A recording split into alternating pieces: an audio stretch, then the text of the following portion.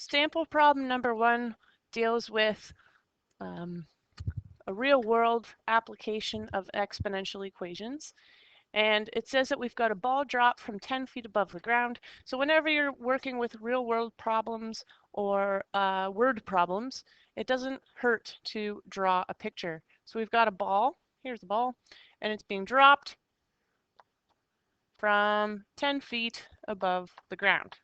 Okay, so the highest it'll ever be is that starting point with a height of 10 feet.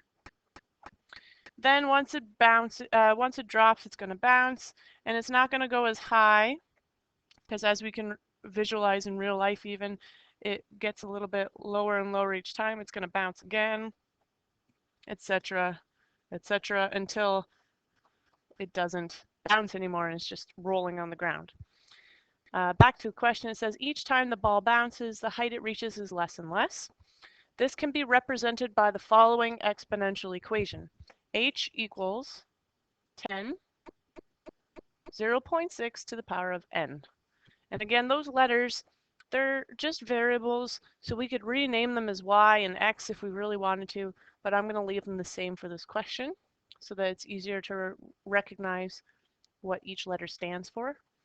So h is the height of the bouncing ball, and n is the number of bounces.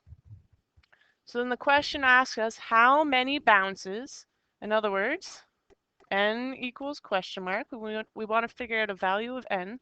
How many bounces will it take for the ball to have a maximum height of 3 feet? In other words, we want to know what is n when h equals 3, and not more. It says a maximum height. So what do? Well, first thing we want to do is write this as an exponential equation. We already have one.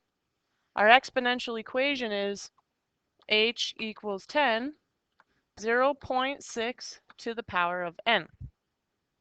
Now let's take a look at this equation and just understand a little bit what everything means here. This is your starting point. This is your initial value of h. And what you're going to notice with these exponential equations is whatever number is first that doesn't have the exponent on it, this coefficient number of 10, in this case, is always going to be your starting value. So in this case, the maximum height you're ever going to have where the ball starts is 10. Then when you look at what's inside the brackets, what part has the exponent on it, this is the factor of change.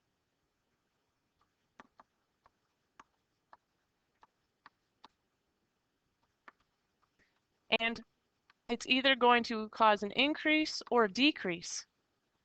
If you have a value of anything less than 1,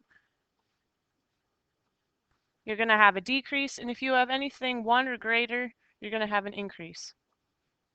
Well, it has to be greater than 1. If it's a 1, it's going to stay the same.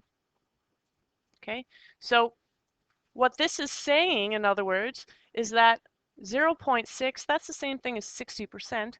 Our ball is going to be 60% of whatever the previous height was with each bounce.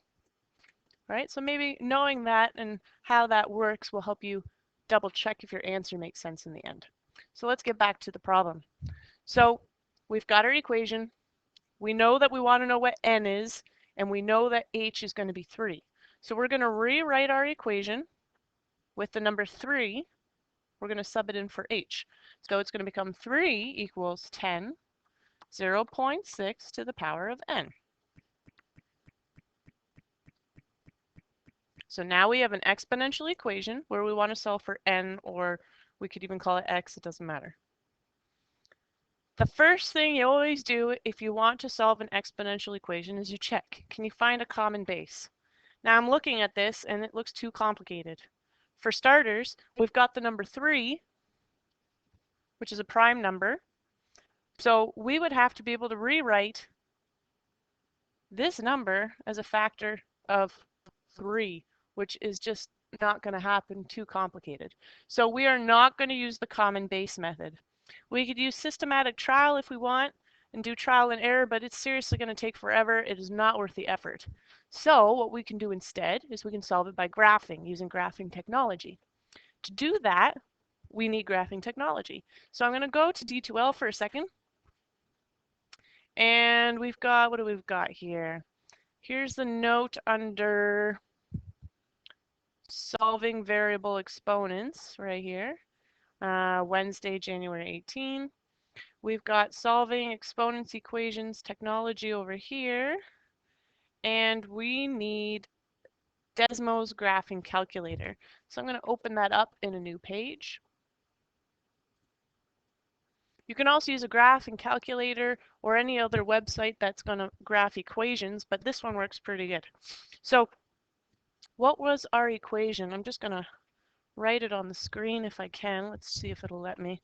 We had 3, yes, perfect. 3 equals 10, 0.6 to the power of n, and we wanted to know what n equals.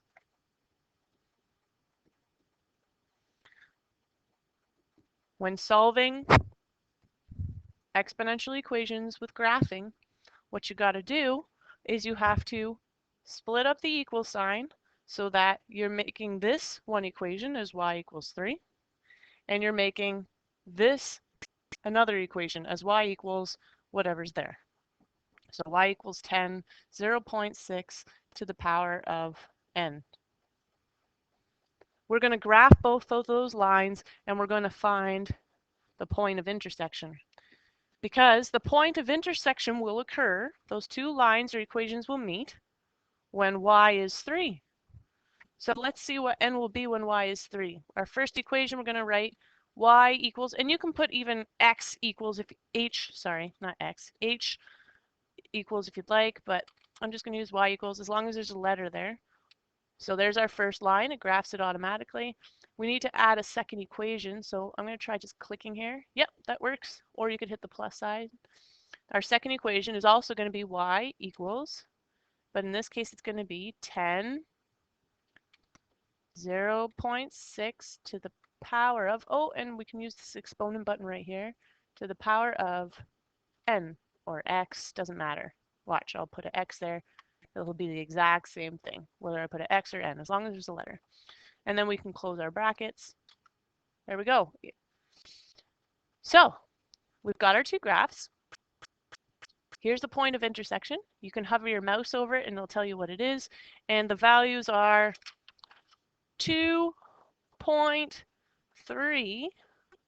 So the point of intersection happens at 2.357, 3, where your first value is always your x coordinate, or in this case, our variable exponent n, so the number of bounces. And this value of 3, the second coordinate, is going to be your y value, or in our case, the height. So the height will be 3 feet when the number of bounces is 2.35. So let's go back to our other page for a second. I'm going to write that down. So h equals 3 when n equals 2.3, what was it again? 2.357 bounces. So height equals 3 feet when the number of bounces is 2.3. And let's just double check something here. The question said, what's the number of bounces when you have a maximum height of 3 feet? So I'm just going to do a little bit of trial and error here, because I'm not sure if my answer should be 2 or 3. If I have n equals 2,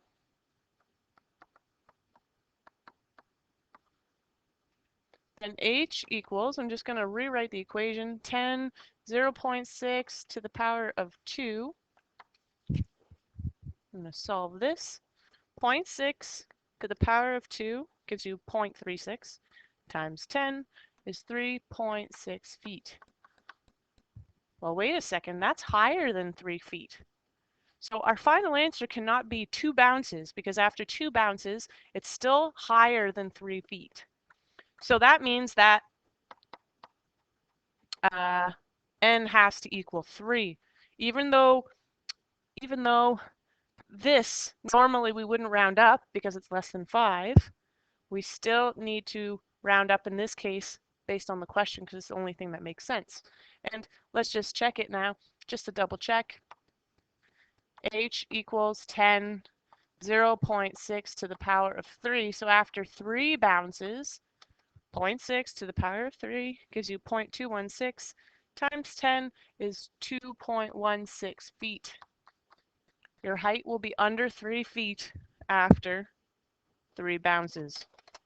Okay, so you'll have you won't exceed the maximum height of 3 feet on bounce 3.